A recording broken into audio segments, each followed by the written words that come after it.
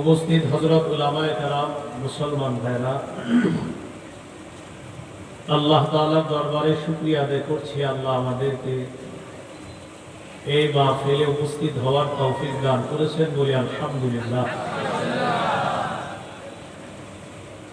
আমি আপনাদের সামনে সূরাতুল বাকারার 278 নম্বর আয়াতে কারিমা তেলাওয়াত করলাম। এই আয়াতে আল্লাহ তাআলা আমাদেরকে ভয়ঙ্কর একটা অপরাধ ছেড়ে দেওয়ার আদেশ করেছেন। এই অপরাধ আমাদের সমাজে, ঘরে, রাষ্ট্রে, ব্যক্তি জীবনে, পারিবারিক, সামাজিক, এমনকি আন্তর্জাতিক ভাবেও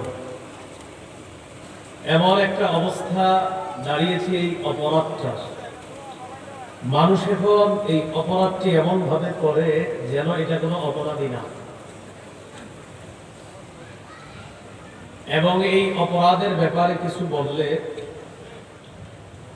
কিছু মানুষ খুব ভয়ঙ্কর আচরণ করে। এই অপরাধটির নাম হলো সুদ। কি? সুদ।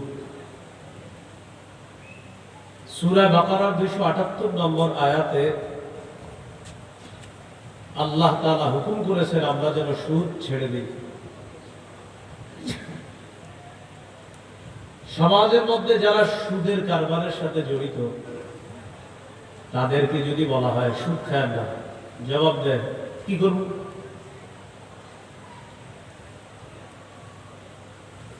অনেকের জবাব সুদ না খায় উপায় আছে কোনো? এরকম বলবে, মানে ভাবসাব এমন যে এই অপরাধের ব্যাপারে যে বলবে সেই বড় অপরাধী।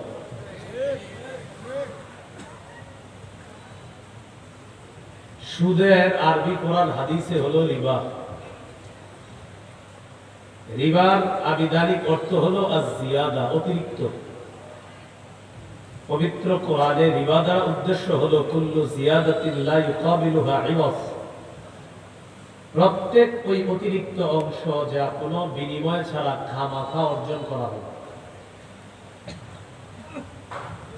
হাদিসে রিবার সংজ্ঞা এভাবে এসেছে, আল জামিউস সগীর হাদিসের কিতাব 6318 নম্বর হাদিস। হাদিসের বর্ণনাকারী আলী ইবনে আবি তালেব রাদিয়াল্লাহু তাআলা, তিনি বলেন কুল্লু করজিন জাররা মানফাআতান ফাহুয়া রিবা। যেই ঋণ উপকার কামাই করে, যেই ঋণ শর্তযুক্ত উপকার কামাই করে, বিনিময় কামাই করে, সেটাই রিবা, সেটাই সুদ। মুসান্নাফ আব্দুর রাজ্জাক হাদিসের কিতাব 14362 নম্বর হাদিস। হাদিসের বর্ণনাকারী আব্দুল্লাহ ইবনে আব্বাস রাদিয়াল্লাহু তাআলা আনহুমা, তিনি বলেন ইন্নামার রিবা আখির লি ওয়া আযীদ। রিবা বা সুদ বলা হয় ঋণ গ্রহীতা, ঋণ দাতাকে এই কথা বলা, তুমি আমার কাছে ঋণ পাও না, আগামী অমুক তারিখে আমি ওই দিন টাকাটা দিতে পারবো না, আরো যদি 4-5টা দিন বাড়ায় দাও আমিও কিছু বাড়ায় দিব। এটা রিবা, এটা সুদ। আগামী শুক্রবার আমার কাছে আপনি টাকা পান, আমি বললাম ভাই শুক্রবারে পারবো না, মঙ্গল বুধবার পর্যন্ত সময় দিলে যা পাইতা এটার সাথে আরো কিছু দিন। এটাকে রিবা বলা হয়, এটাকে সুদ বলা হয়। সহিহ মুসলিমের বর্ণনা 1287 নম্বর হাদিস। এই হাদিসের বর্ণনাকারী সাহাবী উবাদা ইবনে সামিত রাদিয়াল্লাহু তাআলা, তিনি বলেন সামিআতু নবী সাল্লাল্লাহু আলাইহি ওয়াসাল্লাম ইয়ানহা আন বাই'আদ যাহাবি বিদ-যাহাব ওয়াল ফিদ্দাতি বিল ফিদ্দা ওয়াল বুদরি বিল বুদরি ওয়াশ শাঈরি বিশ শাঈর والتمر بالتمر والملح بالملح إلا سواء بسواء عينا بعين فمن زاد أو ازداد فقد أربى। স্বর্ণ স্বর্ণ এক জাতীয় জিনিস, স্বর্ণের বিনিময়ে স্বর্ণ, রূপা রূপা এক জাতীয় জিনিস, রূপার বিনিময়ে রূপার লেনদেন।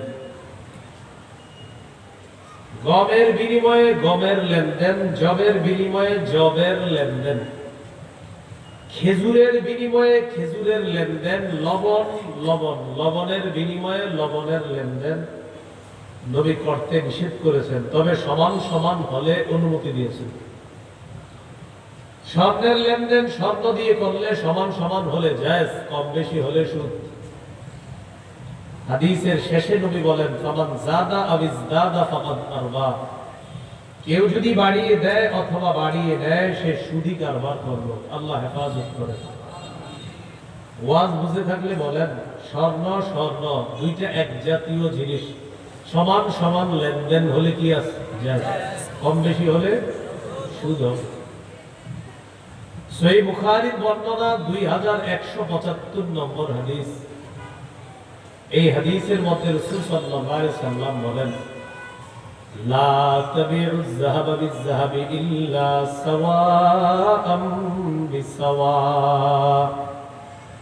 ওয়াল ফিদ্দাতা বিল ফিদ্দাতি ইল্লা সাওয়াআম বিসাওয়া। স্বর্ণ দিয়ে স্বর্ণের ক্রয় বিক্রয় করবা না, তবে সমান সমান হলে করো। রূপার বিনিময়ে রূপার লেনদেন করবা না, তবে সমান সমান হলে করো।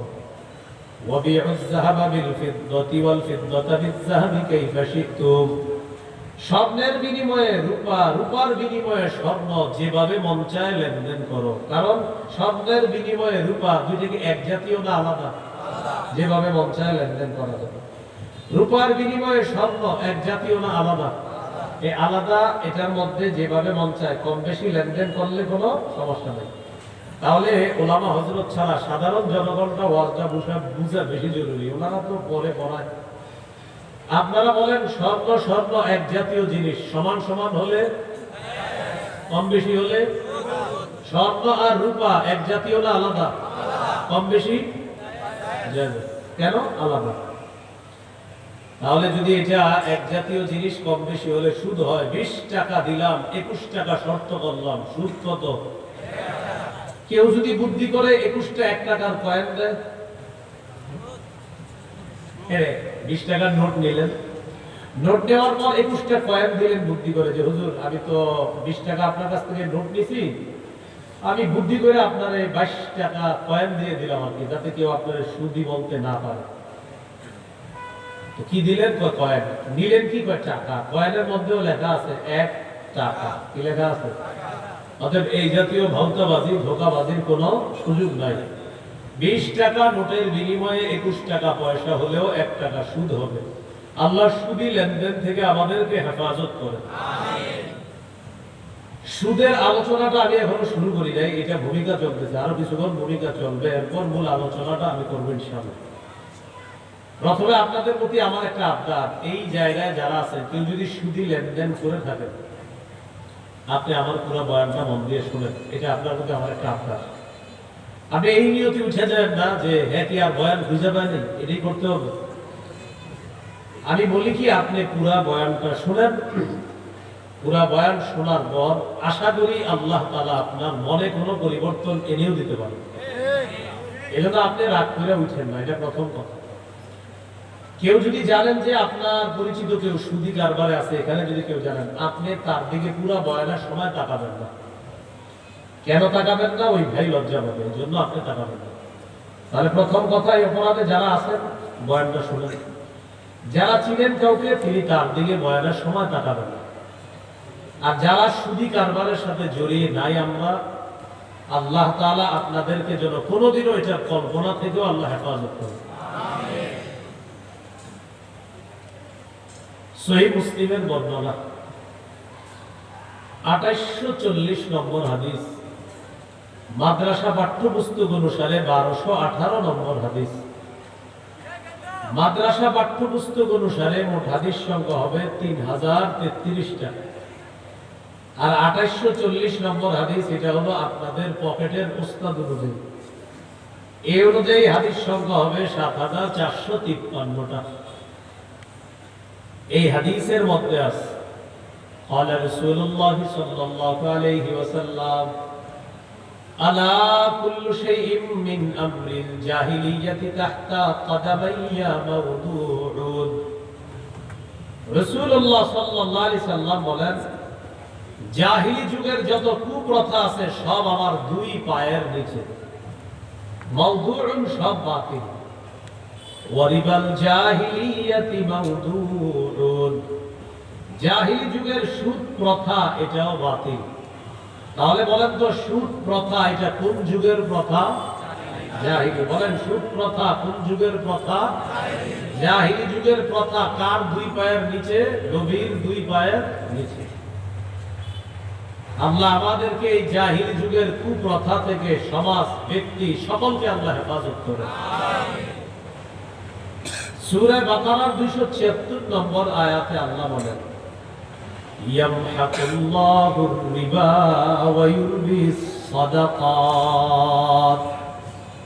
আল্লাহ তাআলা সুদকে মিটিয়ে দেয়, সুদকে ধ্বংস করেন, সদকাকে আল্লাহ বানায় দেন। একটা কথা আগে বুঝেন, বলেন তো সুদে আমাদের চোখে মানুষের সম্পদ কমে না বাড়ে? বাড়ে। আল্লাহ তাআলার কাছে কমে। যাকাতে আমাদের চোখে সম্পদ কমে না বাড়ে? কমে। 40 ভাগের 1 ভাগ যাকাত দিলেন, 39 ভাগ আছে, 1 ভাগ কমে গেল। 100 টাকার মধ্যে 2.5 টাকা যাকাত দিলেন, 97.5 টাকা রয়ে গেল। এই যে যাকাতে টাকা কমে, সুদে বাড়ে। আল্লাহ বলে তোমাদের চোখে সুদ বাড়ে, আমার কাছে কমে। যাকাত তোমাদের চোখে কমে, আল্লাহর কাছে বাড়ে।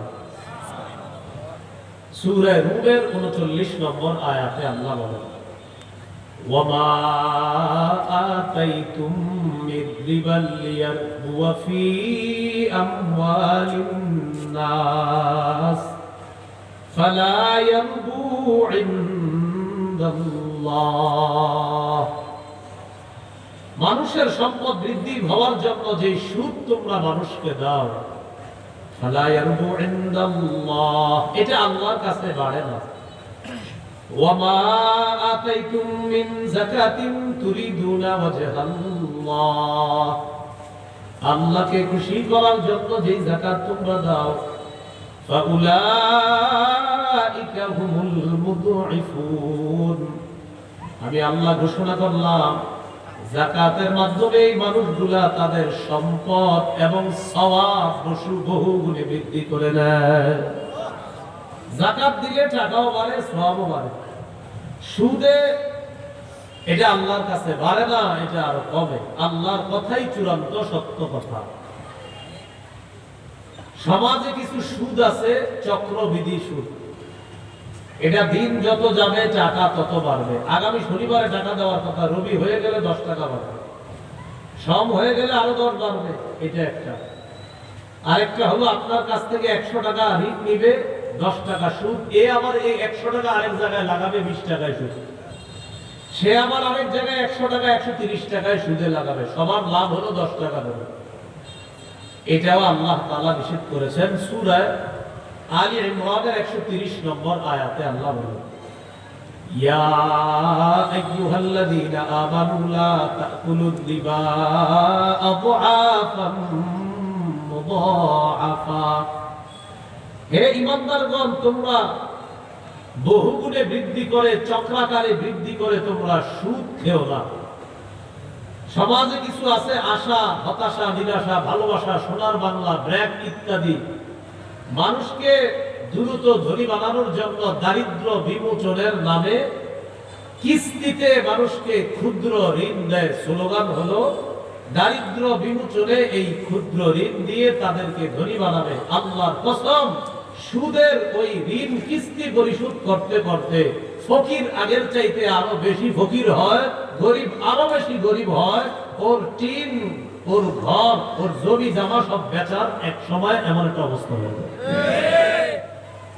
কেন দেয়? ক্ষুদ্র ঋণ ধনী বানাবে, দারিদ্র বিমোচনে ক্ষুদ্র ঋণ।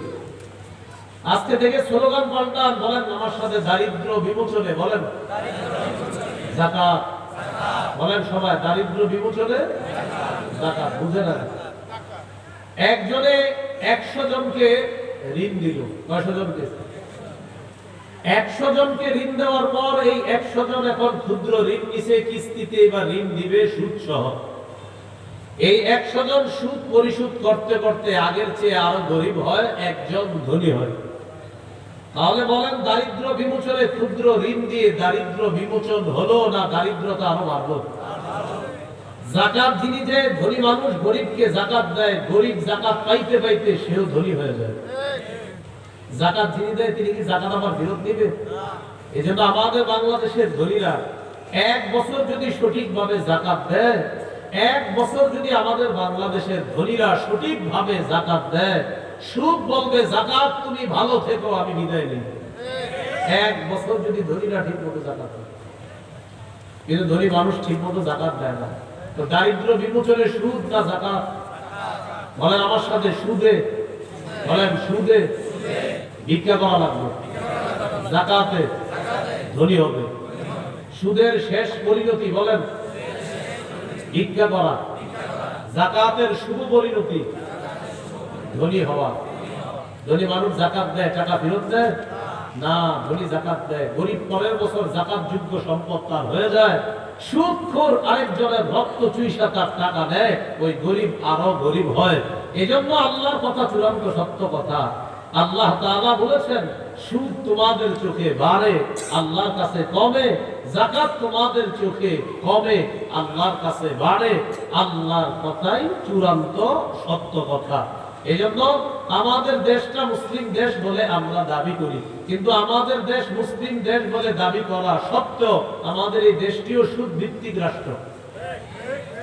আমাদের রাষ্ট্র ব্যবস্থা কি ভিত্তিক? সুদ ভিত্তিক রাষ্ট্র ব্যবস্থা।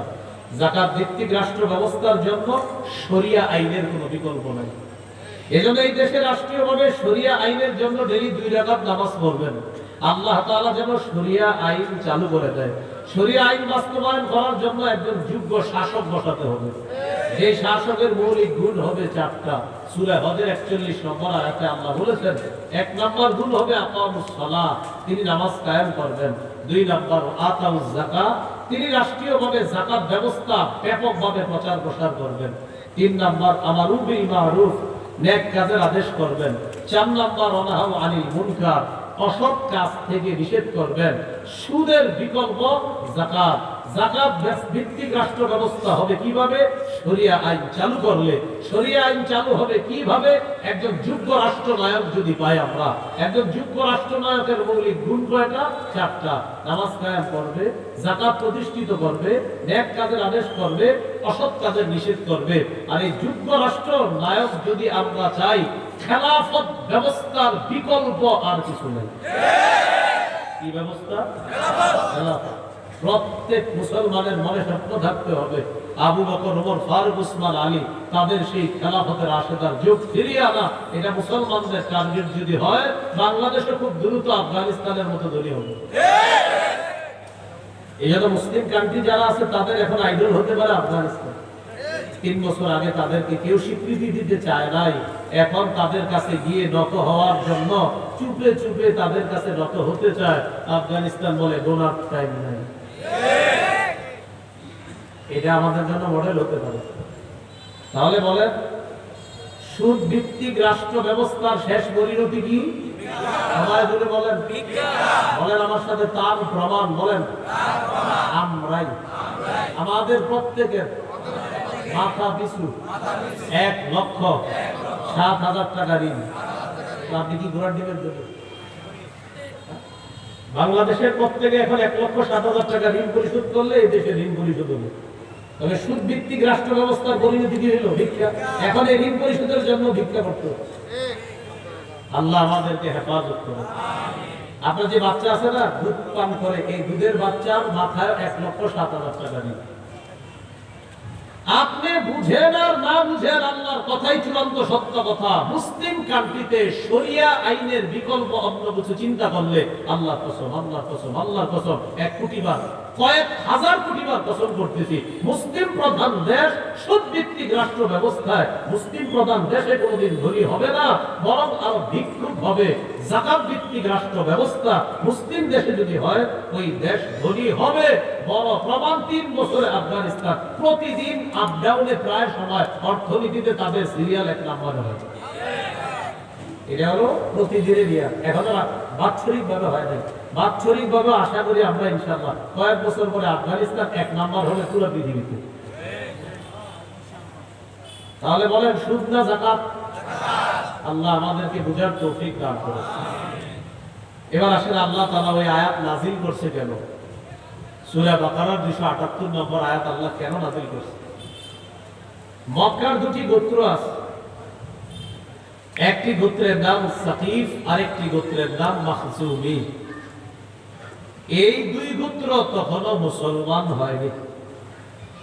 সাকিফ গোত্র ঋণ দিয়েছে মাখজুমি গোত্রকে এই শর্তে ঋণ পরিশোধ করবা সুদ সহ।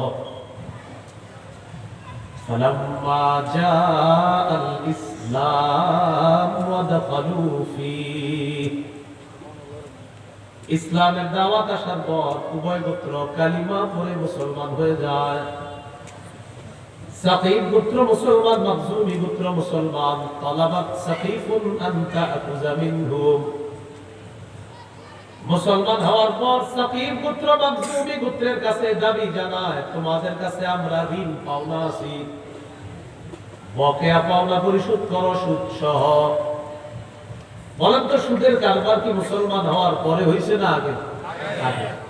এখন মুসলমান হওয়ার পর নব মুসলিম একদল কয় সুদ দাও, আর একদল মুসলমান জবাব দেয় লা নুআদ্দির রিবা ফিল ইসলাম, ইসলামের মধ্যে আমরা সুদ দিব না। একদল মুসলমান কয় সুদ সহ ঋণ ফেরত দাও, আর একদল মুসলমান কয় শুধু মূলধন পাবা কিন্তু সুদের অংশ পাবা না। দুই দল মুসলমানের ঝগড়া নিরসন করার জন্য মক্কার নায়েব আত্তাব ইবনে আসিদ আল্লাহর নবীর কাছে একটা চিঠি লিখলেন। চিঠির মধ্যে লিখলেন, ইয়া রাসূলুল্লাহ, ইয়া হাবিবাল্লাহ, সাকিফ গোত্র মুসলমান, মাখজুমি গোত্র মুসলমান। মুসলমান হওয়ার আগে সাকিফ গোত্র মাখজুমি গোত্রকে ঋণ দিয়েছে এই শর্তে সুদ সহ ঋণ পরিশোধ করবে। মুসলমান হওয়ার পর সাকিফ গোত্র এখন মাখজুমি গোত্রের কাছে বকেয়া ঋণ চায়, তাও আবার সুদ সহ। হুজুর বিষয়টা আমি নিরসন করতে পারতেছি না, আপনি একটু সমাধান দেন। রাসূলকে চিঠি বলে শোনানো হলো। আল্লাহ ওই মুহূর্তে সূরা বাকারার 278 নম্বর আয়াত নাযিল করে দিয়েছে। এই আয়াতে আল্লাহ কি বলে আগে একটু বুঝেন। আপনার নাম কি? আসলে আসলে আপনার মুস্তাফিজ, আপনি মুস্তাফিজ ভাই। ওনার বাসায় আমি গিয়ে ওনারে ডাক দিলাম, মুস্তাফিজ ভাই একটু বাইরে আসেন, কথা আছে। আমি ওনার চিনি মনে করেন, আগে থেকে চিনি, একসাথে খেলাধুলা করে বড় হয়েছে। মুস্তাফিজ ভাই বাড়িতে আছেন? বাইরে আসেন। ভালো আছেন? আপনি আসলে মুস্তাফিজ ভাই? বের হওয়ার পরে বলতেছেন ওই মেয়ে ভাই চিনেন না? চিনি তো, কিন্তু আপনি মুস্তাফিজ হলে এই কাজটা আপনি কিভাবে করবেন? এরকম আমরা মাঝে মাঝে কথায় কথা বলি না? আপনি যদি মুস্তাফিজ ভাই হয়ে থাকেন এটা করেন না। তাহলে মুস্তাফিজ ভাইকে চিনি, চিনে আবার ডাক দিছি, ডাক দিয়ে বের করে এনে বললাম আপনি আমার মুস্তাফিজ ভাই হয়ে থাকলে এই কাজটা আর করবেন না। আল্লাহ তাআলা আয়াত নাযিল করে দিয়েছেন, দেখে কি বলে, ইয়া আইয়ুহাল্লাযীনা আমানুত্তাকুল্লাহ ওয়া যারু মা বাকিয়া মিনার রিবা ইন কুনতুম মুমিনিন। আল্লাহ তাআলা বলেন, হে ঈমানদারগণ, তোমরা আল্লাহকে ভয় করো। কি বলে ডাক দিয়েছে? জোরে বলেন, কি বইলা? আরো জোরে, আরো জোরে। তাহলে আমাদের পরিচয় কি বলে ডাক দিলেন? আল্লাহ। আল্লাহ তাআলা বলেন, হে ঈমানদারগণ, যে আল্লাহ বলেন, আসলে কি তোমরা মুমিন? যে আল্লাহ মুমিন। তাহলে সুদের কারবার ছেড়ে দাও। হ্যাঁ, হে ঈমানদারগণ, জি। আসলে তোমরা মুমিন? জি। সুদের কারবার ছাড়া ডাক দিছে কি বলে? পরিচয় নিয়ে ডাক দিছে। পরে বলতেছে ওয়াদারু মা বাকিয়া মিনার রিবা ইন কুনতুম মুমিনিন, যদি আসলে মুমিন হও সুদের কারবার ছেড়ে দাও। এখন আপনারা আসলে মুমিন কিনা? মানুষ আছে না? হ্যাঁ, অনেক মানুষ তো একজনও জি বলতেছে না, রোজ শুধু। আনফরচুনেটলি আওয়াজ কমে গেল কেন বলছি, কিন্তু আপনারা উঠছেন না, কিন্তু পুরো বয়ানটা শুনে আমি বুঝে ফেলছি জি না বলাতে। আল্লাহ বললেন, হে ঈমানদারগণ, যদি মুমিন হও সুদের কারবার ছেড়ে দাও। আমি বললাম মুস্তাফিজ ভাই, ভাই রাখুন কথা আছে, আপনি আসলে মুস্তাফিজ হলে এই কাজটা করবেন না। আল্লাহ বলছে হে ঈমানদার, আসলে যদি মুমিন হও সুদের কারবার ছেড়ে দাও। সোজা কথা। এখন আপনি নিজের প্রশ্ন করেন আল্লাহ কি বলছে? ঈমানদার? জি আল্লাহ আমি ঈমানদার। বলেন তুমি আসলে মুমিন? জি। তো সুদের কারবার ছাড়ো। একদম সোজা কথা। আল্লাহ আমাদেরকে বুঝার তৌফিক দান। আমিন। আয়াত চলে আসছে মক্কায়, আয়াতটা পৌঁছায় দেওয়া হয়েছে যে এই আয়াত আল্লাহ নাযিল করছে, তোমরা নব মুসলিম যারা শুনে নাও ভালো করে। তো সাকিব গোত্র নতুন মুসলমান, তাদেরকে জানানো হলো আল্লাহ বলছে হে ঈমানদারগণ, যদি মুমিন হও সুদের কারবার ছেড়ে দাও।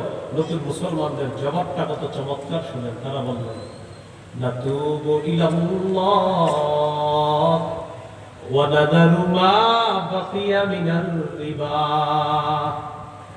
এই মুহূর্তে তওবা করলাম, অতীতের সুদের কারবার ছেড়ে দিলাম, নিয়ত করলাম কোনদিনও আর সুদের কল্পনাও করব না। সাথে সাথে তওবা করলাম, সুদের কারবার ছেড়ে দিলাম, ওয়াদা করলাম কখনো সুদের কারবার করব না। আমাদের ওই তিনটা হওয়া উচিত। তওবা করলাম, সুদের কারবার ছেড়ে দিলাম, ওয়াদা করলাম ভবিষ্যতে আর কখনো সুদের কারবার করব না। আল্লাহ তৌফিক দান করুন। আমিন। এই হলো আজকের আলোচনার ভূমিকা। তাহলে ভূমিকা গেল, এখন আমরা মূল আলোচনা করি। এই আলোচনাটা সবাই মন দিয়ে শোনেন, আর যেই কয়টা মুখস্থ থাকবে এই কয়টা গিয়ে আপনি, যে ব্যক্তি সুদ খায় প্রয়োজনে ওর পায়ে ধরবেন, ওর পায়ে ধরে হলেও ওরে বলবেন তুমি সুদ খাও।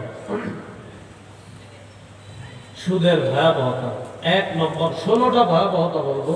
আল্লাহর অস্তিত্ব শুনলেন, 16টা ভয়াবহতা বলবো, ওয়াজটা শেষ হয়ে যাবে। কয়টা ভয়াবহতা? 16টা। 1 নম্বর, সুদ হারাম এটা জানার পরেও যারা সুদ খাবে তারা যেন আল্লাহ আর নবীর বিরুদ্ধে যুদ্ধের প্রস্তুতি নেয়। সুদ হারাম এটা জানার পরেও যারা সুদ খাবে। সূরা বাকারার 279 নম্বর আয়াতে আল্লাহ বলেন فإن لم تفعلوا فأذنوا بحرب من الله ورسوله। সুদ হারাম এটা জানার পরেও তোমরা যারা সুদের কারবার ছেড়ে না দাও, فأذنوا بحرب من الله ورسوله, আল্লাহ আর রাসূলের পক্ষ থেকে যুদ্ধের ঘোষণা নিয়ে নাও। এই আয়াতের ব্যাখ্যা আব্দুল্লাহ ইবনে আব্বাস রাদিয়াল্লাহু তাআলা আনহুমার বর্ণনা, يقال لآكل الدبا يوم القيامة خذ سلاحك بالحرب। কিয়ামতের ময়দানে আল্লাহ তাআলা সুদখোরকে বলবে, ও সুদখোর, তুমি তোমার সুদ নামক অস্ত্র নাও, আমি আল্লাহর সাথে লড়াই করার জন্য। কিয়ামতের মাঠে সুদখোরকে আল্লাহ বলবে, অস্ত্র নাও, আমি আল্লাহ আর আমার রাসূলের সাথে তুমি লড়াই করবা, এজন্য তুমি অস্ত্র নাও। আল্লাহ হেফাজত করুন। ভয়াবহতা নাম্বার 2, যারা সুদ খায় আল্লাহ না করে এই অবস্থায় যেন মরণ না হয়। আজকে যেন আল্লাহ তাদেরকে তওবার সুযোগ করে দেয়। আল্লাহ না করেন যারা সুদী লেনদেন অবস্থায় মারা যায়, প্রিয় ভাইয়ারা, তারা কবর থেকে পাগল অবস্থায় উঠবে। সূরা বাকারার 275 নম্বর আয়াতে আল্লাহ বলেন الذين يأكلون الربا لا يقومون إلا كما يقوم الذي يتخبطه الشيطان من المس ذلك بأنهم قالوا إنما البيع مثل الربا وأحل الله البيع وحرم الربا। যারা সুদ খায় তারা কবর থেকে এমন অবস্থায় উঠবে, দেখলে মনে হবে শয়তানের স্পর্শে তারা পাগল হয়ে গেছে। কেন? তারা দুনিয়াতে বলতো সুদ আর ব্যবসা একই রকম। তারা বলতো ব্যবসা সুদের মতো, ব্যবসায়ও লাভ হয়, সুদেও লাভ হয়, অতএব দুইটা একরকম। আপনারা বলেন 2 লভ্যাংশ কি এক না সম্পূর্ণ আলাদা? ব্যবসায়ী কত কষ্ট করে, 6 মাস মাছরে আদার খাওয়ায়, টাকা খরচ করে, 1-2টা মাছ মারা গেলে তার টেনশনের শেষ থাকে না। এরপর মাছটা যাত্রা বাড়ি পাঠায়, পাঠানোর পর টেনশন করে, আল্লাহ জানে কতটুকু লাভ পাই নাকি না পাই। মুরগির ফার্ম আছে, যার একটা মুরগি মারা গেল টেনশনের শেষ থাকে না। বেচারা মাথার গাম পায়ে ফেলে মাস শেষে কর্মচারীর বিল, কারেন্ট বিল, সব বিল দেওয়ার পর এরপর সে হিসাব করে আমার লভ্যাংশ আছে কিনা। ব্যবসায়ীর ব্যবসার লাভ, মাথার ঘাম পায়ে ফেলা লাভ। সুদখোর 25 দিন পর্যন্ত ঘুমায়, তাস খেলায়, জুয়া খেলায়, সিগারেট, বিড়ি ইত্যাদি খায়। 25 তারিখের পরে পাওনাদারদেরকে ফোন দেয়, আব্দুর রহিম ভাই মনে আছে তো, 1 তারিখে কিন্তু বেশি দিন বাকি নাই, 2 তারিখ হয়ে গেলে আরো বাড়বে। আর শুনেন, কথাগুলো কাউকে বলা দরকার নেই, কথাগুলো কাউরে।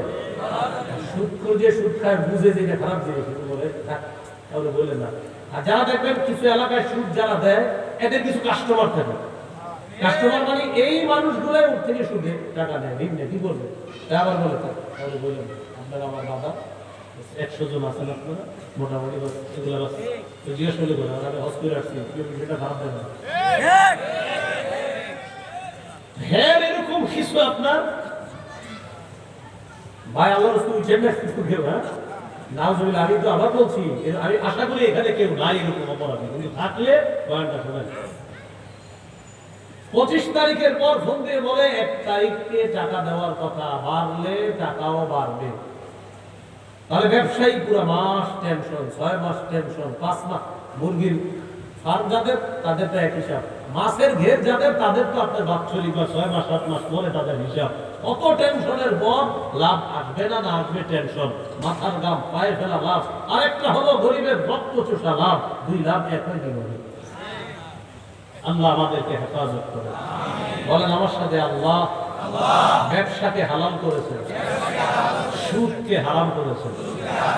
আল্লাহ আমাদের সকলকে সুদ থেকে হেফাজত করে। গজব নাম্বার 3, আমার দিকে তাকান। এইভাবে গলা চেপে ধরলে একটা মানুষের শ্বাসরোধ করে হত্যা করার চেষ্টা করা হলে সে যেমন কষ্ট পাবে মরার সময়, মনে করেন এইভাবে চাপ দিয়ে ধরছে গলাটা, তো বলে না অনেকে গলা টিপে হত্যা করছে। এইভাবে চাপ দিয়ে ধরার পর তার শ্বাসটা যেমন বের হওয়ার সময় কষ্ট পাবে, কিয়ামতের ময়দানে সুদখোর যখন উঠবে, দেখলে মনে হবে তার গলাটা কেউ চাপ দিয়ে ধরছে, আসলে কিন্তু ধরে নাই, কিন্তু মনে হবে গলা চেপে ধরছে কেউ, হা হা করতে করতে কিয়ামতের মাঠে উঠবে। উমদাতুত তাফসীর 1 নম্বর খণ্ড 330 নম্বর পৃষ্ঠা। আব্দুল্লাহ ইবনে আব্বাস রাদিয়াল্লাহু তাআলা আনহুমার বর্ণনা থেকে বলেন, আকিলুর রিবা ইউবআসু ইয়াউমাল কিয়ামাতি মাজনুনান ইউখলাক। সুদখোরকে কিয়ামতের ময়দানে এমন অবস্থায় উঠানো হবে, দেখলে মনে হবে পাগল, আর মনে হবে তার গলাটা কেউ চেপে ধরেছে। বলেন নাউজুবিল্লাহ। গজব নাম্বার 4 নাম্বার গজবটা আপনাদেরকে আমি কিভাবে বুঝাই, এত কষ্টের বিষয়। 4 নাম্বারটা, যারা সুদ খায় আল্লাহ তাদের জন্য বরাদ্দকৃত হালাল রিজিক ছিনায় নেয়। আমার জন্য আল্লাহর পক্ষ থেকে একটা বরাদ্দ আছে, এই বরাদ্দকৃত হালাল খাবারটা আল্লাহ ছিনায় নেয় না। তুমি হারাম খাও, আমি তোমার কেন হালালটা খাবো? সুদের কারণে 4টি অপরাধ। সবাই বলেন কয়টি অপরাধ? বলেন 4 অপরাধের কারণে বরাদ্দকৃত হালাল রিজিক আল্লাহ তাআলা হারাম করে দেয়। কয় অপরাধের কারণে? বলেন জুলুম করা, আল্লাহর রাস্তায় বাধা দেওয়া, সুদ খাওয়া, অন্যের সম্পদ অন্যায়ভাবে ভক্ষণ করা। এই 4 অপরাধ। জুলুম করা, আল্লাহর রাস্তায় বাধা দেওয়া, 3 নাম্বার সুদ খাওয়া, 4 নাম্বার মানুষের সম্পদ অন্যায়ভাবে আত্মসাৎ করা। এই 4 অপরাধে হালাল রিজিক আল্লাহ ছিনায় নেয়। সূরা নিসা 160 161 নম্বর আয়াতে আল্লাহ বলেন, وَبِظُلْمٍ مِّنَ الَّذِينَ هَادُوا حَرَّمْنَا عَلَيْهِمْ طَيِّبَاتٍ أُحِلَّتْ لَهُمْ وَبِصَدِّهِمْ عَن سَبِيلِ اللَّهِ كَثِيرًا وَأَخْذِهِمُ الرِّبَا وَقَدْ نُهُوا عَنْهُ وَأَكْلِهِمْ أَمْوَالَ النَّاسِ بِالْبَاطِلِ। আল্লাহ তাআলা বলেন, ইহুদীদের জুলুম করার কারণে, ওয়াবিসাদ্দিহিম আন সাবিলিল্লাহি কাসীরা, মানুষকে আল্লাহর রাস্তায় বাধা দেওয়ার কারণে, ওয়া আখযিহিমুর রিবা ওয়া ক্বাদ নুহু আনহু, সুদ থেকে নিষেধ করার পরে সুদ গ্রহণ করার কারণে, ওয়া আকলিহিম আমওয়ালান নাস বিল বাতিল, অন্যায়ভাবে মানুষের সম্পদ আত্মসাৎ করার কারণে, হারামনা আলাইহিম তাইয়্যিবাতিন উহিল্লাত লাহুম, আমি আল্লাহ তাদের জন্য বরাদ্দকৃত বৈধ হালাল রিজিক হারাম করে দিলাম। ছিল হালাল, হারাম করে দিয়েছি। কারণ তোমাদের মধ্যে এই অপরাধ, জুলুমের অপরাধ আছে। আল্লাহ রাস্তায় বাধা দেওয়া হয়তো এখনো মাশাআল্লাহ অনেক মুসলমান এটা করে না, তাও করে। যেমন কোরআন হাদিসের মাহফিলে বাধা দেওয়া মানেও আল্লাহ রাস্তায় বাধা দেওয়া, এটা একটা। আরেকটা হলো সুদ খাওয়া, এটাও আছে। অন্যের সম্পদ অন্যায়ভাবে ভক্ষণ, এটাও আছে। এই চার অপরাধ আমাদের রন্ধ্রে রন্ধ্রে আছে। আল্লাহ আমাদেরকে হেফাজত করে। গজব নাম্বার 5, এটা আমার সাথে বলেন তো মনে থাকবে। বলেন, যেই এলাকায় দুটি অপরাধ বেড়ে যায় ওই এলাকায় আল্লাহ তাআলা গজব দিতে না চাইলেও ওই অপরাধীরা আল্লাহর গজব টাইনে নিয়ে আসে। এলাকার নাম রায়পুরা। এই রায়পুরা এলাকায় মনে করেন আল্লাহ তাআলা গজব দিবে না। সুদখোরেরা আর ব্যভিচারকারীরা আল্লাহর গজবটা হালাল করে এলাকার জন্য। তাহলে কয় অপরাধ বেড়ে গেলে? দুইটা। 1 নাম্বার ব্যভিচার, 2 নাম্বার সুদের কারবার। আত-তারগীব ওয়াত তারহীব কিতাবের নাম, 3 নম্বর খণ্ড, 69 নম্বর পৃষ্ঠা। ইযা যাহারাজ যিনা ওয়ার রিবা ফি ক্বরিয়াতিন ক্বাদ আহাল্লু বিআনফুসিহিম আযাবাল্লাহ। কোন এলাকার মধ্যে যখন দুটি অপরাধ বেড়ে যায়, 1 নাম্বার ব্যভিচার, 2 নাম্বার সুদের কারবার, ওই এলাকার মধ্যেই অপরাধীরা ক্বাদ আহাল্লু বিআনফুসিহিম আযাবাল্লাহ, আল্লাহ তাআলার আযাব ত্বরান্বিত করে, আল্লাহর আযাব বৈধ করে নেয়। নাউযুবিল্লাহ। গজব নাম্বার 6, বলেন, যে এলাকায় সুদের কারবার বেড়ে যায় এই এলাকায় দুর্ভিক্ষ লাগে। মা বোনরা কি চালে, ঘরের চালে আগের মতো লাউ সিম এগুলা পায়? পায় না। কেন পায় না জানেন? সুদখোরের কারণে। মা তার সন্তানকে দুধ পান করানোর জন্য বুকে দুধ পায় না, ল্যাকটোজেন 1 2 3 4 কিনে খাওয়াতে হয়।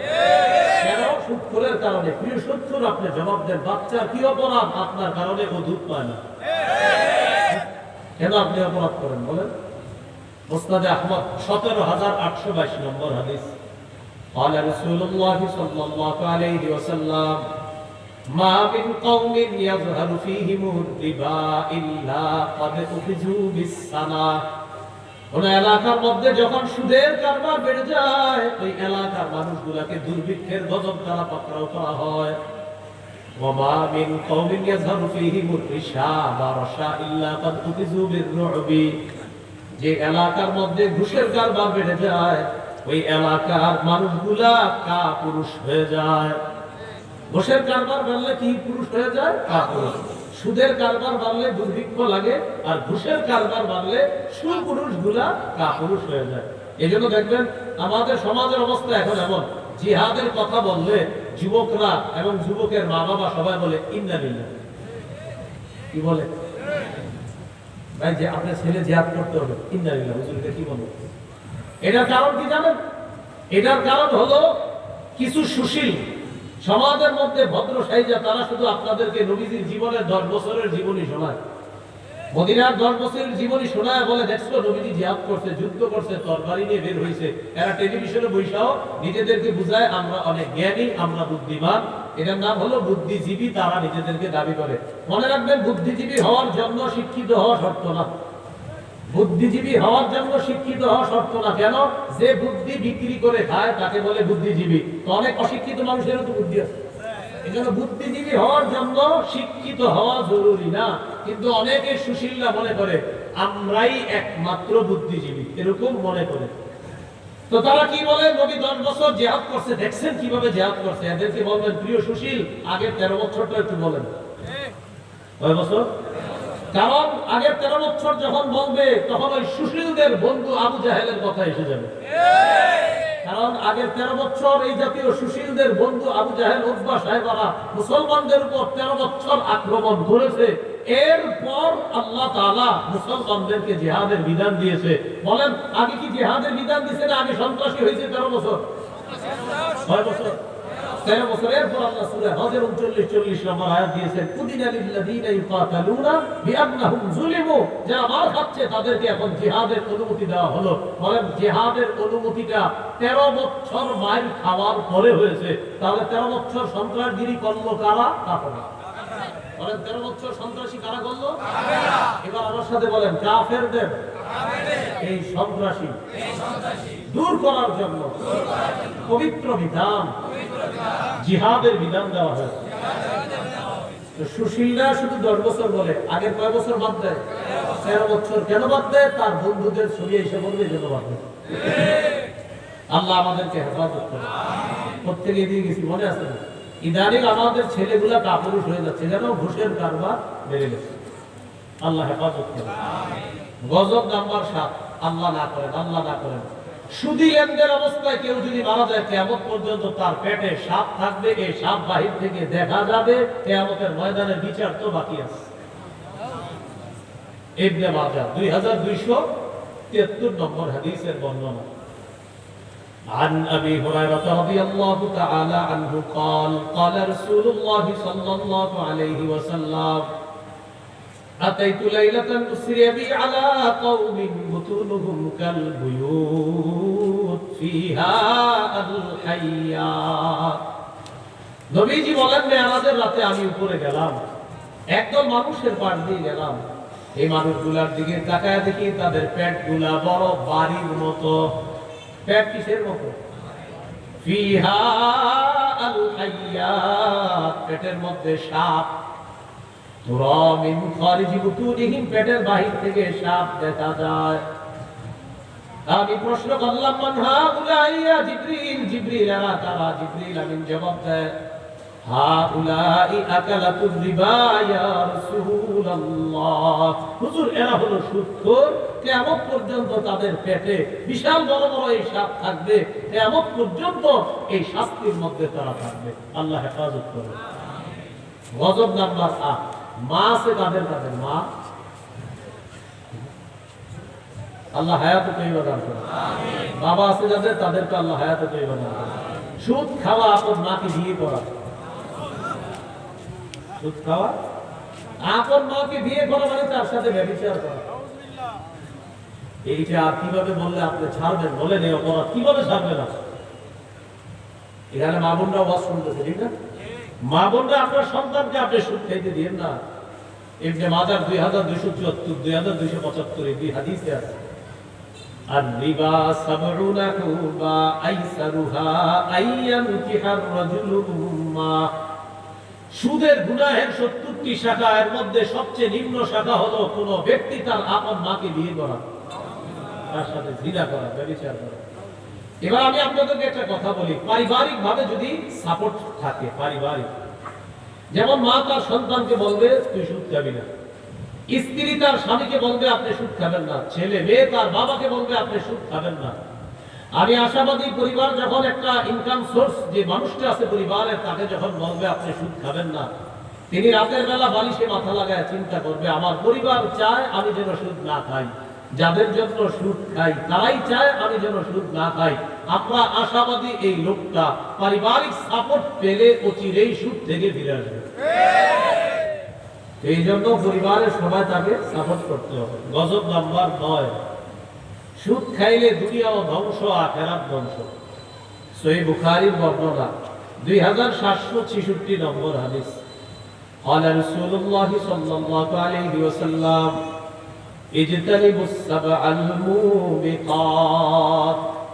নবীজি বলেন 7টি ধ্বংসাত্মক অপরাধ থেকে তোমরা বাঁচো।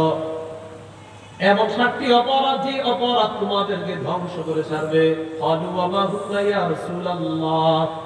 সাহাবীরা বললেন এই 7 অপরাধ কি কি? নবীজি বললেন 1 নম্বর আশরিকু বিল্লাহ, আল্লাহর সাথে শিরিক করা। বলেন 1 নম্বর কি? এই বছর শিরিকের শুভেচ্ছা এমন ভাবে হইছে, মনে হয় যে যারা শুভেচ্ছা জানাই নাই তারা ভুল করছে। এই বছর মানে শিরিকের শুভেচ্ছার বন্যা হইছে। এই বছর বন্যা শিরিকের শুভেচ্ছা দেখে আমার মনে হয়েছে বৃষ্টি থেকে বাঁচার জন্য ঝর্ণার নিচে আছে। বৃষ্টি থেকে বাঁচার জন্য এখন ঝর্ণার নিচে আছে। শিরিকের শুভেচ্ছা এমন ভাবে জানানো হয়েছে, মনে হয়েছে যে এটা যারা না জানাইছেন আপনাদের নাম বৃষ্টি হবে, কেন জানান না? শুরু হইল না, এতদিন বৃষ্টি ছিল, এখন ঝর্ণা হইতো। হাতি পশ্চিমের পরিবর্তে পশ্চিমা যদি চান তাহলে অবস্থার পরিবর্তন হবে না, শুধু কিছু মানুষের পকেট ভারী হবে। পশ্চিমের পরিবর্তে পশ্চিমা, আগে ছিল পশ্চিম, এখন পশ্চিমা, একই কথা। সবগুলার মূল উদ্দেশ্য হলো আল কুফরু মিল্লাতুন ওয়াহিদা, সব কুফরি শক্তি আমাদের বিরুদ্ধে। তো এতদিন পশ্চিম, এখন পশ্চিমা, বলে পশ্চিমা, এটা বুঝবেন, আরো বুঝবেন কিছুদিন বলে। বৃষ্টি, এখন ঝড় না। আল্লাহ হেফাজত করেন, তাড়াতাড়ি খালি দোয়া করেন বেশি বেশি, আল্লাহ আপনি মরার আগে এই দেশে ইসলামী আইন চালু করে দিন। আল্লাহ আমরা মরার আগে যেন ইসলামী আইনটা দেখে যেতে পারি, আল্লাহ এই দোয়াটা বেশি করবেন। মরার আগে আল্লাহর কাছে দোয়া করবেন যে আল্লাহ আমি মৃত্যুর আগে দেশে ইসলামী আইন দেখে যেতে চাই। বুঝলেন ভাই? এই গেল ৯ নাম্বার। রাসূল সাল্লাল্লাহু আলাইহি ওয়াসাল্লাম বলেন ৭টি অপরাধ তোমাদেরকে ধ্বংস করে। ১ নাম্বার শিরক করা, ২ নাম্বার সিহরু, জাদু করা। জাদু আমরা কেউ কাউকে করবো না, আমাদের কেউ যেন না করে। এক এলাকায় একটা মেয়ের বিয়ে হয় না ৫ বছর, কেন হয় না? খোঁজ নিয়ে দেখা গেছে তারে জাদু করে তার বিয়ে বন্ধ করে রাখছে। এই কাজগুলো করে না, প্রেম করছে, এখন এই মেয়ের বিয়ে করতে পারে না, না করে এখন কি করছে, মেয়ে আর মেয়ের শ্বশুর বাড়িরে এখন জাদু করে। আপনাদের লজ্জা থাকা দরকার, আপনি আর বিয়ে করতে পারেন না, আরেক জায়গায় করে। এখন বাস উনি কি হয়ে গেছে, না উনি জাদু করতে হবে। আমাদেরকে যেন কেউ জাদু করতে না পারে, তাই আমরা, বলেন আমরা, ফজরের পরে, মাগরিবের পরে কুল হুয়াল্লাহ ৩ বার, ফালাক ৩ বার, নাস ৩ বার, যোহর আসর এশার পরে কুল হুয়াল্লাহ ১ বার, ফালাক ১ বার, নাস ১ বার। বলেন তো ফজর মাগরিবের পরে কয়বার? যোহর আসর এশার পরে। বলেন বিছানায় যাওয়ার পর, ঘুমের আগে কুল হুয়াল্লাহ ৩ বার, ফালাক ৩ বার, নাস ৩ বার পড়ার পর এরকম করেন সবাই। এইভাবে ফু দিব, ফু দেন, হাতে ফু দেন, ফু দিয়ে এইভাবে মুছেন, শুধু সামনে, পিছনে না, সামনে এইভাবে মুছবেন সামনে। এটা হলো আপনি বিছানায় যখন ঘুমাবেন তখন এটা করবেন। আল্লাহ তাআলা জাদু টোনা থেকে আপনাকে হেফাজত করবেন। আর যেই ঘরে আপনার মেয়ের বিয়ে হচ্ছে না এবং আপনি আশঙ্কা করতেছেন কেউ জাদু করছে, ওই ঘরে সূরা বাকারার তেলাওয়াত বাড়াবেন প্রতিদিন। আজকে বলবেন আবার কালকে, এইভাবে ডেইলি পড়তে থাকেন, ইনশাআল্লাহ একসময় জাদু ঘর থেকে বের হয়ে যাবে। কোন সূরা? বলেন সূরা বাকারার সাথে জাদু করে না, বেড়ে উঠতে পারে না। লা তাসতাতিউ হালু বাতালা, সূরা বাকারার সাথে জাদু করে না, পারে না। এজন্য যেই ঘরে যাবে না সূরা বাকারা তেলাওয়াত করে। তাহলে কয় অপরাধ ধ্বংস করে? ৭টা। ১ নাম্বার শিরক করা, ২ নাম্বার জাদু করা, ৩ নাম্বার ওয়াকাতলুন নাফসিল্লাতী হারামাল্লাহু ইল্লা বিল হক, অন্যায় ভাবে কাউকে হত্যা করা। ৪ নাম্বার আকলুর রিবা, সুদ খাওয়া। ৫ নাম্বার আকলু মালিল ইয়াতীম, এতিমের সম্পদ অন্যায় ভাবে ভক্ষণ করা। ৬ নাম্বার তাওয়াল্লি ইয়াউমাজ যাহফি, জিহাদের ময়দান থেকে পলায়ন করা। ৭ নাম্বার কসফুল মুহসানাতিল মুমিনাতিল গাফিলাত, সতী সাদী মুমিন নারীর উপর মিথ্যা অপবাদ দেওয়া। পুকুরের পশ্চিম পারের মেয়ের বিয়ে ঠিক হয়েছে, মেয়েটা আসলে ভালো, এলাকাবাসীও সাক্ষী দেয় মেয়েটা ভালো। এই মেয়ের বিয়ে ভালো জায়গায় ঠিক হয়েছে। আমাদের সমাজে একটা অভ্যাস, একজনের মেয়ে ভালো জায়গায় বিয়ে হলে পাশের জন আবার এটা অনেক ক্ষেত্রে দেখতে পারে যে হ্যাঁ বিয়ে তো ভালো জায়গায় হবে কেন। ছেলের শ্বশুর মেয়ে, ছেলের বাপের ফোন নাম্বার সংগ্রহ করছে, ফোন দিচ্ছে, আসসালামু আলাইকুম। আসসালাম, রায়পুর পুকুরের পশ্চিম পারে একটা মেয়ের বিয়ে ঠিক হয়েছে শুনলাম। হ্যাঁ আমার ছেলের সাথে তো আগামী শুক্রবারে বিয়ে। মেয়ের সবকিছু জানছেন তো? কি জানবো, কেন কিছু বলে নাই? কি বলে নাই? না সবকিছু জেনে শুনে আগাইতেছেন তো, মানে কি না সবকিছু তাহলে বলে নাই? আচ্ছা রাখি, আসসালামু আলাইকুম। রাসূলুল্লাহ সাল্লাল্লাহু আলাইহি ওয়াসাল্লাম বলেন কাসফুল মুহসানাতিল মুমিনাতিল গাফিলাত, সতী সাদী মুমিন নারীর উপর কোনো মিথ্যা অপবাদ দেওয়া, দুনিয়া ধ্বংস করা, আখিরাত ধ্বংস করা। এই ৭টার মধ্যে সুদ খাওয়ার কথা আছে কিনা? আল্লাহ আমাদেরকে হেফাজত করুন। গজব নাম্বার ১০, যে ব্যক্তি সুদ খায় ওই অবস্থায় মারা গেলে কিয়ামত পর্যন্ত সে রক্তের নদীতে সাঁতার কাটবে, পেটে তো সাপ থাকবে, আর সাঁতার কাটতে কাটতে নদীর কিনারায় যাবে, কিন্তু উঠতে পারবে না। সহিহ বুখারীর বর্ণনা ২০৮৫ নম্বর হাদিস, সামুরা ইবনে জুনদুব রাদিয়াল্লাহু তাআলা আনহুর বর্ণনা। তিনি বলেন ফজরের নামাজের পর রাসূল সাল্লাল্লাহু আলাইহি সাল্লাম সাহাবীদের দিকে ফিরে বসলেন। দেখবেন রায়পুরের ইমাম সাহেবরাও ফজরের পর মুসল্লিদের দিকে ফিরে বসে, বসে কিনা? বসে। আওয়াজটা আস্তে হইলো কেন? আস্তে হইছে কেন জানেন? অনেকে বলে না এই কারণে, হুজুর ইমাম সাহেব ফজরের পরে কি ঘুমায়? না ডাইনে যায় বামে যায় নাকি উনি কি করে তা আমি তো জানি না। এই জন্য আমরা কিচ্ছু বলি নাই, আপনি শুধু শুধু এগুলো জিজ্ঞাসা করেন কি ঠিক মসজিদে যায় না, বাসায় পড়ে, বাসায় পড়ে। মসজিদে যায় না কিন্তু বাসায় পড়ে, ভালো ধারণা রাখে। তারপরে বাসায় পড়ে, কুকুরের ভয়ে মসজিদে যায় না, বাসায় পড়ে। বাকিরা আল্লাহ জানে। রাসূলুল্লাহ সাল্লাল্লাহু আলাইহি সাল্লাম ফজরের পরে সাহাবীদেরকে জিজ্ঞাসা করলেন, গত রাতে কোনো স্বপ্ন দেখছো? সাহাবীরা কেউ কিছু বলে না, তার মানে স্বপ্ন দেখে নাই। নবী বললেন, আমি বলি তোমরা শোনো। রাআইতুল লাইলাতা রাজুলাইনি আতায়ান, গত রাতে দুই ব্যক্তি দেখলাম আমার কাছে আসছে, একজন আমার ডান বাহু আরেকজন আমার বাম বাহু ধরছে। ধরার পর ফাখরাজানি ইলা আরদিন মুকদ্দাসা, একটা পবিত্র জমিনের দিকে নিয়ে যায়। ফান্তালাকনা হাত্তা আতাইনা আলা নাহরিন মিন দাম, চলতে চলতে একটা নদীর কাছে গেলাম। নদীর মধ্যে তাকায় দেখলাম রক্ত আর রক্ত। ফিহি রাজুলুন কাইম, নদীর মাঝখানে এক ব্যক্তি দাঁড়িয়ে আছে। ওয়া আলা ওয়াসতিন নাহরি রাজুলুন বাইনা ইয়াদাইহি হিজারা, নদীর কিনারায় এক ব্যক্তি, তার সামনে পাথর আর পাথর। নদীর মাঝখানে লোকটা নদীর কিনারায় যাওয়ার জন্য সাঁতার কাটা শুরু করে। যেই মাত্র কিনারায় যায়, রামাল্লাযী আলা ওয়াসতিন নাহরি বিহাজারিন ফিহি ফাআলকামাহু হাজারা, কিনারার লোকটা একটা পাথর নিয়ে তার মুখ বরাবর মারে, একদম মুখ। রাদ্দাহু হাইসু কানা, লোকটা আবার নদীর মাঝখানে চলে যায়। নবীজি বলেন, কুল্লামা আরাদা ইয়াখরুজা রামা বিহাজারিন ফিহি, যতবার কিনারায় যায় ততবার পাথর মারে, আবার মাঝখানে চলে যায়। আমি বললাম, জিবরিল এটা কে? জিবরিল আমিন জবাব দিলেন, আল্লাযী রাআইতাহু ফিন নাহরি আকিলুর রিবা, হুজুর যারা নদীতে দেখলেন এটা হলো সুদখোর, কিয়ামত পর্যন্ত সাঁতার কাটবে, নদীর কিনারে আসতে পারবে না। গজব নম্বর 11, বলেন যে সুদ খায়, যে সুদ দেয়, যে সুদের কারবার লেখে। এই সুদের কারবার লেখাটা তিনবার বলেন, আবার বলেন, আবার বলেন। অ্যাকাউন্টসের ছাত্র যারা আছেন তারাও বলেন, জোরে বলেন, আর সুন্দর করে বলেন। যে সুদ দেয়, যে সুদ নেয়, যে সুদের কারবার, যে সুদের কারবার লেখে, যে সুদের সাক্ষী দেয়। এই 4 শ্রেণীর উপর আল্লাহ রাসূলের অভিশাপ। নাসাইর বর্ণনা 5103, 5104, 5105, এই 3 হাদিস মিলে একটা হাদিস শুনেছি। عن علي بن أبي طالب رضي الله تعالى عنه أن رسول الله صلى الله عليه وسلم لعن آكل الربا وموكلا وكاتبا وشاهدا। আলী রাদিয়াল্লাহু তাআলা আনহু বলেন, যে সুদ খায়, যে সুদ দেয়, যে সুদের কারবার লেখে, যে সুদের সাক্ষী দেয়, 4 শ্রেণীর উপর আল্লাহ নবীর অভিশাপ। আল্লাহ নবীর কি অভিশাপ?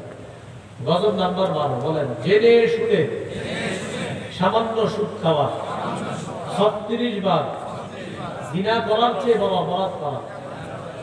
মুসনাদ আহমদ হাদিসের কিতাব 21957 নম্বর হাদিস।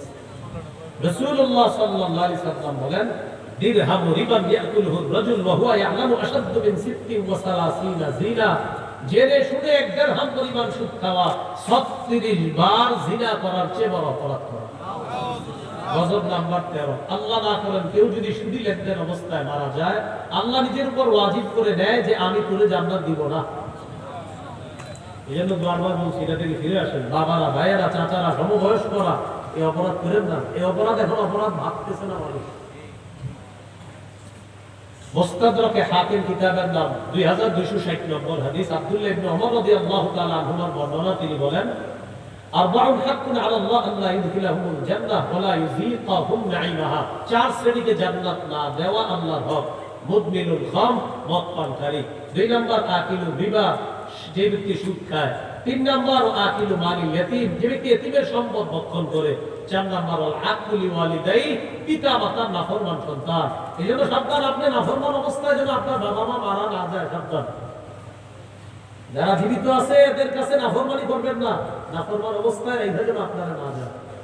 এই 4 শ্রেণীকে জান্নাত না দেওয়া আল্লাহর হক। গজব নাম্বার 14, এটা মনে রাখতে হবে। বলেন এমন একটা জামানা আসবে যে জামানায় সবাই সুদ খাবে, না খাইলেও সুদের হাওয়া সবার গায়ে লাগবে। আবু দাউদের হাদিস 3331 নম্বর হাদিস, রাসূলুল্লাহ সাল্লাল্লাহু আলাইহি সাল্লাম বলেন, লা ইয়াতিয়ান্না আলা নাসি জামানুন লা ইয়াবকা আহাদুন ইল্লা আকালা রিবা। এমন একটা সময় আসবে আমার উম্মতের উপর সবাই সুদ খাবে, ওয়াইল্লাম ইয়াকুলহু, সদায় যদিও সুদ না খায়, আসাবাহু মিন বুখারিহি, সুদের হাওয়া সবার গায়ে লাগবে। চলেন আপনারা এক কাপ চা খাওয়াই, বইলা বাজারে নিয়ে গেছে। তো বাজারে নেওয়ার পর 5 টাকার দামের এক কাপ চা খাওয়াই দিচ্ছে। চা খাওয়ানোর পর উনি মাশাআল্লাহ চলে আসছে, তো ওনার কোনো গুনাহ হবে না কিন্তু চা খাওয়াটা। উনি আসছে, আসার পর উনি আপনার নামাজ পড়ছে, ফজর জোহর আসর, ফজর জোহর আসর পড়ছে, ভালো লাগছে। মাগরিব এশায় ওনার ভালো লাগে না, নামাজটা কইরা বোঝা পাই না। ইমাম সাহেবের কাছে গেছি, ইমাম সাহেব আপনার পিছে আজকে 5 ওয়াক্ত নামাজ পড়লাম, 3 ওয়াক্তে বোঝা পাইছি, 2 ওয়াক্তে বোঝা পাইনি কেন? ইমাম সাহেব বলে, আজকে আসরের পর কিছু খাইছেন? এক কাপ চা খাইছি, বন্ধু খাওয়াইছে। বলতেছে, আপনার বন্ধু খাওয়াইছে, আপনার তো কোনো গুনাহ হয় নাই, বন্ধু 5 টাকা কি সুদের টাকা দিল কিনা? যদি সুদের টাকা দিয়ে থাকে তো আপনি যদিও ডাইরেক্ট সুদ খান নাই, আপনার গুনাহ হয় নাই, শুধু সুদের হাওয়া পেটে ঢুকে গেছে, টেনশনে পড়ে গেছে, বুঝলে? সেই জন্য খাইতে সাবধান। ওই নাউজুবিল্লাহ, এখানে আবার অনেকে একটা ভুল ধারণা করতে পারে, যেমন আমি কোনো মাহফিলে খানা খাই না, যদি মাদ্রাসার মাহফিল, আমার ছাত্র ভাই মাদ্রাসা, উনি বলতে পারে জুনায়েদ ভাই যে এই জন্য মনে হয় আরিফ বিন হাবিব কোথাও খানা খায় না, এই আলোচনা করে। নাউজুবিল্লাহ, এই বদ ধারণা কোনো মাহফিল কর্তৃপক্ষের উপর আমার নাই। আমি কোথাও খানা খাই না, আমি বাসা থেকে খানা নিয়ে আসি আমার স্বাস্থ্যগত কারণে। এই জন্য এই জায়গায় কথাটা এই জন্য বললাম। আর আমি হয়তো হইতে পারে বয়ান থেকে নামার পরে বলবে খানা খাবো, কিন্তু আমি কিন্তু খানা খাই না, কোথাও খানা খাই না। এই জন্য এই বদ ধারণা না আসা সাবধান। নাউজুবিল্লাহ, কর্তৃপক্ষ কোনোদিনও এই ধারণা আমি করি না। নাউজুবিল্লাহ, এটা এর ফালতু কথা। তো আমি যে বিষয়ে খানা খাই না কেন, আমি খানা খাই না স্বাস্থ্যগত কারণে, কোথাও আমি খানা খাই না, খানা বাসা থেকে নিয়ে আসি।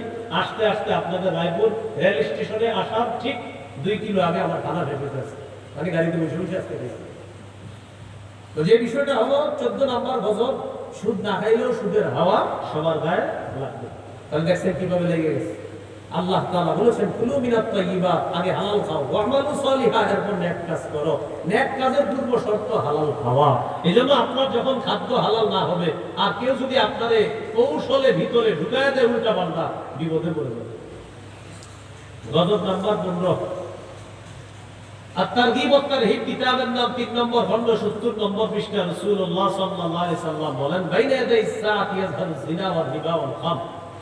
কিয়ামতের আগে 3টা অপরাধ বাড়বে: ব্যভিচার, সুদের কারবার, মদ। ব্যভিচার, সুদের কারবার, মদ। আপনারা বলেন এই 3টা বাড়বে না বেড়েছে? ব্যভিচার বেড়েছে, সুদের কারবার বেড়েছে, মদ বেড়েছে। কারণ গাঁজা যারা খায় তারা মনে মনে করে মদে না বাড়ছে, গাঁজা তো বাড়ে নাকি, কিন্তু না, মদ দ্বারা উদ্দেশ্য মাদক দ্রব্য, ইয়াবা, বাবা, গাঁজা, হিরোইন, ফেন্সিডিল, আফিম, কানাডা ড্রাই, মাস্তুদ, শ্যাম্পেন, ডাল ইত্যাদি যা আছে সব ভ্যানের চিপায় চুপায় দোকানের পিছে বৈশা যা টানা হয় সব এগুলা মাদক দ্রব্য। তুমি কি করছে? বাড়বে। এগুলা কি বাড়বে না বেড়েছে? সাধারণ যে যারা আপনার মাদক দ্রব্য নিতেছেন, আপনি কিন্তু বেঁচে যাচ্ছে, আপনি ওটার মধ্যে আছেন। এইগুলো গজব নাম্বার 15। গজব নাম্বার 16, সর্বশেষ গজব। বলেন, সুদের শেষ পরিণতি ভিক্ষা। আগে বলছি, সুদের শেষ পরিণতি কি? ইবনে মাজাহ 2279 নম্বর হাদিস। নবীজি বলেন, মা মিন আহাদিন আকসারা মিনার রিবা ইল্লা কানা আকিবাতু আমরিহি ইলা কিল্লা। যে ব্যক্তি সুদ বেশি বেশি খায়, জানায়া দিও তার শেষ পরিণতি হবে কমে যাওয়া। সে যদিও ভিক্ষার অবস্থা না দেখে, ওর পরবর্তী প্রজন্ম নিশ্চিত বিপদে পড়বে। আমি নবী বলে দিলাম, ওরে জানায়া দিও। আল্লাহ আমাদেরকে হেফাজত করে। সর্বশেষ কথা, যেটা বলার পর অনেকে আপনারা কল্পনা করতে পারবেন না যে আপনি পুরো বয়ানটা করছেন, ঠিক আছে, সর্বশেষ এটা না করলেও পারতেন, কিন্তু এটা আমি করবো। এটা শুনে আমি আপনারা 1 ঘন্টা জমি দিছি, 1 ঘন্টা জমি। এই জমি 1 বছর আপনি আপনার কাছে রাখবেন, বন্ধক দিছি। এটা একটা জমি, এটা 1 বছর আপনার কাছে বন্ধক রাখলাম, 1 লক্ষ টাকা নিলাম। 1 বছর পর 1 লক্ষ টাকা দিয়ে দিব, জমিটা ফেরত দিয়ে দিবেন। খায়নি সুদ। জমি চাষাবাদ করেন, আবার দিয়ে আওয়াজ হালকা হয়ে গেছে। জমি চাষাবাদ করেন, সুদ। আগে নিয়ম শিখেন। বলেন, বন্ধকি, আরো জোরে, আরো জোরে। বন্ধকি বস্তু দিয়ে উপকৃত হওয়া জায়েজ নেই। আবার বন্ধকি বস্তু দিয়ে উপকৃত হওয়া যায়। সবাই বলেন, সবাই বলেন। জমি বন্ধক রাখলাম, বন্ধকি বস্তুর নাম কি? জমি। জমি দিয়ে উপকৃত হতে পারবে না। এবার এই গাড়িটার দিকে তাকান, এই গাড়িটা তাকাইছেন, এবার আমার দিকে তাকান। আর তাকাইছেন, এই গাড়িটা দিয়ে আমি আসছি, এটা দিয়ে মনে আসছে। এই গাড়িটা ওনার কাছে আমি বন্ধক রাখলাম, 1 লক্ষ টাকা নিলাম, গাড়িটা বন্ধক রাখলাম। মাঝে মাঝে গাড়িতে ময়লা টয়লা পড়লে উনি ঝাড়ু দিবে, ধুইবে, সব করবে, কিন্তু উনি যেন সব করে এটার উপরে উইঠা রায়পুর না যায় করতে। হ্যাঁ, বন্ধক রাখছি না, এটা উপকৃত হতে পারবে না। আব্দুল্লাহ ইবনে মাসউদ রাদিয়াল্লাহু তাআলা আনহুর কাছে একজন গেছে, যাওয়ার পর বললেন, ইন্নী আসলাফতু রাজুলান 500 দিরহামিন ওয়া ওয়াহাবানি ফারাসা, আমি এক ব্যক্তিকে ঋণ দিছি 500 দিরহাম, আমার কাছে একটা ঘোড়া বন্ধক রাখছে। আব্দুল্লাহ ইবনে মাসউদ রাদিয়াল্লাহু তাআলা আনহু বললেন, ঘোড়ার উপরে তুমি চড়ো বা কাউকে চড়াও, যদি তুমি নিজে ঘোড়ার উপরে উঠো বা কাউকে উঠাও, এই উঠো বা উঠাওটা হবে সুদি কারবার, কারণ বন্ধকি বস্তু হলো ঘোড়া। এটা শরীরে ময়লা লাগলে গোসল টোসল সব ঠিক আছে, কিন্তু উইঠা নিজে আরাম করা যাবে না, বা বাচ্চাকে উঠায় আনন্দ দেওয়া যাবে না, কারণ এটা বন্ধকি বস্তু। করবেনটা কি? ভাড়া দিবেন। বলেন কি করবেন? জমি ভাড়া দিবেন। আপনারা আমি জমিটা দিলাম, 1 বছর খাইবেন, 20,000 টাকা দিবেন আপনি, বাস আর টাকা পাইবেন না। 1 বছর পর জমি দিয়ে দিবেন, আপনার কাছে এটা ভাড়া দিলাম, এই 20,000 টাকা আমি আর ওনারে দিব না, এটা হলো ভাড়া। এই সিস্টেম জায়েজ। তো প্রিয় ভাইরা, আপনারা আল্লাহর সাথে শুদ্ধি কারবারের সাথে জড়িয়ে যাবেন না। এই জন্য আপনারা অনেকে ব্যবসা শুরু করেন বিভিন্নভাবে। এই মাদ্রাসা আছে এখানে, আরো আশেপাশে রায়পুরে বড় বড় মাদ্রাসা। আগে মাদ্রাসায় যাবেন, আলেমদের সাথে বসবেন, কথা বলবেন যে হুজুর আমি তো এরকম একটা ব্যবসা শুরু করতে চাইতেছি, আমার এই ব্যবসাটি হালাল না হারাম, আপনি যদি একটু আমার বলেন তাহলে আমি ব্যবসাটা শুরু করতে পারি। কারণ অনেক সময় ব্যবসার মধ্যেও কিছু উল্টা পাল্টা বিষয় অনেকে ঢুকিয়ে দিবে আপনার না বুঝা। যেমন বিকাশ ব্যবসাটা, এটার একটা সঠিক সুরত আছে, সঠিক সুরতটা মাদ্রাসায় জানতে হবে যে আপনি কি বিকাশ দিয়ে যে টাকা পাঠাচ্ছেন আসলে কি এজেন্টে পাঠান না পার্সোনাল পাঠান। এজেন্টে পাঠাইলে এক মাসালা, পার্সোনাল পাঠাইলে আরেক মাসালা। আপনি এজেন্ট হইলে আবার পার্সোনাল পাঠাইলে বেশি লাভ করেন কিনা সেটাও একটা বিষয় আছে। এই জন্য ব্যবসা করার আগে আলেমদের সাথে একটু বলবেন, মানে আমি ওনার কাছে এজেন্টে টাকা পাঠাবো, এজেন্টে তো এজেন্টে লাভ কম, এজেন্টে লাভ কম, আর পার্সোনালে লাভ বেশি। তাহলে আমি তো এজেন্ট, আমি ব্যবসায়ী কি এজেন্ট, তো এজেন্টে পাঠাবো, পাঠাইছি পার্সোনালে, তাহলে এজেন্টের লাভ কম, পার্সোনালে বেশি। এই যে পার্সোনালে বেশিটা করতেছেন, এটা কি সঠিক হচ্ছে কিনা এটা একটু আলেমদের কাছ থেকে আপনি বসতে হবে। আপনি কোন সুরতে বিকাশ ব্যবসা করেন, আপনি কোন সুরতে নতুন নতুন বিভিন্ন ব্যবসায় জড়িয়ে যাচ্ছেন, এগুলো আলেমদের কাছ থেকে জানতে হবে। আর আজকের যে আলোচনাটা, এই আলোচনাটা আপনারা সকলেই সংগ্রহ করে নেবেন। আমার একটা সংকলন আছে মিম্বরে, আমারও 3 নম্বর খণ্ডে সম্পূর্ণ কথাগুলো পাবেন। 3 নম্বর খণ্ডের বিষয়বস্তু হলো আপনার হালাল হারাম সুদ, হালাল হারাম আর হলো সুদ। এই আলোচনা হলো 3 নম্বর খণ্ডে মিম্বরে আমানতের। যারা পারেন সংগ্রহ করে নেবেন, সবার জন্য এটা, আপনি আলেম ওলামা সহ সাধারণ জনগণ পড়তে পারবেন। এটা অনলাইনে সার্চ করবেন, পেয়ে যাবেন। আর এখানে ওরা গাড়িতে নিয়ে এসেছে, গাড়িতে যদি এখানে এনে থাকে তো দেখেন এখানে 1 থেকে 6 খণ্ড, পারলে 6 খণ্ডই সংগ্রহ করে দেন। প্রতিটা খণ্ড আলাদা আলাদা গুরুত্বপূর্ণ বিষয়ে সাজানো। প্রথম খণ্ডে সন্তানের 64টি অধিকার, দ্বিতীয় খণ্ডে শিরিক বেদাত কুফর তাওহীদ, তৃতীয় খণ্ডে হালাল হারাম, চতুর্থ খণ্ডে স্বামীর 24টি অধিকার, স্ত্রীর 19টি অধিকার, পঞ্চম খণ্ডে লা ইলাহা ইল্লাল্লাহ ব্যাখ্যা, ষষ্ঠ খণ্ডে নামাজ।